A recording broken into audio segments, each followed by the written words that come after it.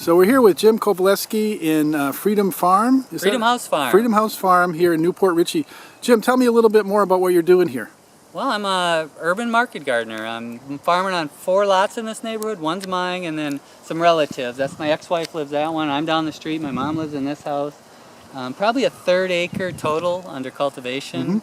Mixed greens mostly for the winter season. Do 2 farmers markets and a buyers club out of that. And making my living, you know, doing urban agriculture on a 1/3 of an acre of urban land. And so what do you do to build the fertility of the land that you start with? You start with a lawn. How do you develop from out of that? Port Ritchey has a really wonderful yard waste recycling program. So pretty much I have unlimited amounts of compost. So over the 7-year period in some of these places I piled probably 4 foot of compost on it. So it's just high organic matter that's very rich, producing really healthy crops that don't have much for pest problems because they're so healthy. So that's the fertility stream here. It's a free wheel of life coming back to me from the city. It's a great program. More cities should be doing this. And then you were saying that you're also, I see behind me some papayas and an avocado, and tell me a little bit about the tree crops that you've been working with. So there's kind of a bones of a food forest here. So yeah, avocados, Suriname cherries, loquats, papayas, that's all kind of a background stuff that I work the annual vegetables underneath. And so that's a continual crop. Some of them are pushing the frost line, so some years, we lose them, but they usually come back. So, I sell a lot of loquats, papayas I sell, but I get to eat all this. That's the cool thing, and it's in the neighborhood. Yeah, and I see some of your neighbors have picked up on your idea. Yeah, like 5 or 6 years ago, George across the street was saying, this is pretty cool, and so he started growing broccoli. His nickname's Broccoli George. He has some broccoli heads. I think he picked one this morning that was almost 2 pounds. Yeah, wow. And he's selling some of that at market now too, because we've got a local market that started here 2 years ago that charges no table fee. So you can just show up and sell your produce. Cool.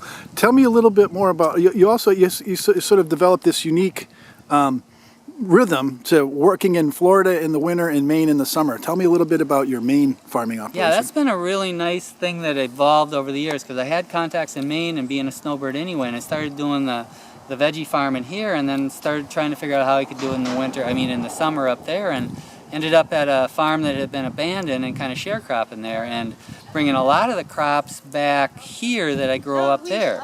Garlic, winter squash, apples, sunchokes, all that, and connecting a real rural community to an urban community.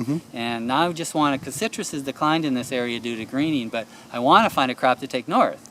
So we could do the full circle thing. But it's been a wonderful thing. And up there, my fertility stream is, I call it grass-fed vegetables, because I use a scythe to harvest like 5 acres of grass and then feed that back to the garden in a concentration. So that's a tight fertility stream too. And so are you mulching with that, or composting it and putting it on? I'm mulching directly, high volume. I mean, like I said, I'm taking 5 acres, getting 4 cuts a year, and concentrating that into about a ½ acre of bed space. Wow, yeah. And becoming very rich too. And then that's mimicking a rotational grazing idea. The fact that after doing this 6 years on these, I haven't done all 5 acres for 6 years, but some of these areas I've done for 6 years, removed every blade of grass 4 to 5 times a year, and where I've taken it from, it's actually lusher than when I started.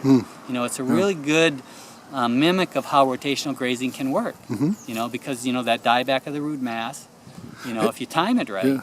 Tell me a little bit more about your, the particular scythe technology you use too. I fell in love with the European scythe about 7 years ago when I was up there. There's one of the only people that sell them in America is Scythe Supply, Carol Bryan up there in Perry, Maine, who is like, I think 5 miles away from where I am. So I started using that, and I'm amazed at how good that tool is. It's the most elegant harvesting tool I've ever used, and I was in lawn care.